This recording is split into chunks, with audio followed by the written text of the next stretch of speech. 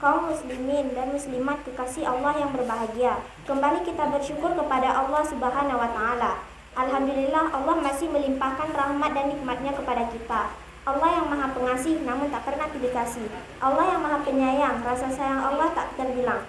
Seiring dengan itu, untayan dan salawat salam, marilah kita doakan kepada Allah Subhanahu wa Ta'ala agar disampaikan kepada baginda Rasul, yakni Nabi Muhammad SAW, yang telah berjuang menegakkan kalimat tauhid di muka bumi ini. Hadirin yang dirahmati Allah Subhanahu wa Ta'ala, seorang yang ketika keluar dari rumahnya, dia pasti memiliki tujuan kemana dia akan melangkah. Kita pasti yakin orang yang ketika melangkah keluar dari rumahnya tanpa tujuan, maka langkahnya akan jauh dari impian yang dia inginkan. Orang yang hidup di dunia tanpa tujuan, maka dia akan tersesat.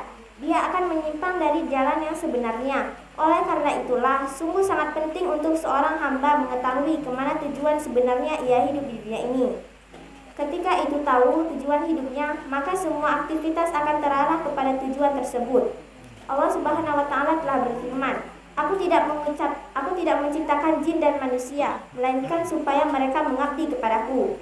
Inilah tujuan kita hidup sebenarnya, untuk kita mengembangkan diri kepada Allah Subhanahu wa Ta'ala. Untuk kita beribadah kepada Allah Subhanahu wa Ta'ala.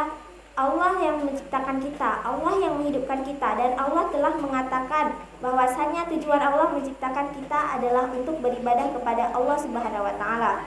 Allah juga berfirman, apakah manusia mengira mereka hidup di dunia ini begitu saja tanpa ada tujuan yang sebenarnya? Apakah manusia mengira manusia hidup di dunia ini sia-sia? Tentu jawabannya tidak. Manusia bukan sebagaimana binatang, hewan. Mereka hidup, makan dan minum, bekerja, bersenang-senang, melampiaskan syahwatnya, kemudian mati begitu saja. Manusia lebih mulia daripada binatang. Manusia Allah ciptakan dengan hikmah yang sangat mulia, yaitu untuk beribadah kepada Allah Subhanahu wa Ta'ala, dan dengan rahmat dan kasih sayang Allah Subhanahu wa Ta'ala. Marilah bersama-sama kita melangkahkan kaki kita menuju kepada tujuan yang satu, yaitu untuk beribadah kepada Allah Subhanahu wa Ta'ala. Semoga Allah Subhanahu wa Ta'ala mengakhiri hidup kita dengan husnul khotimah.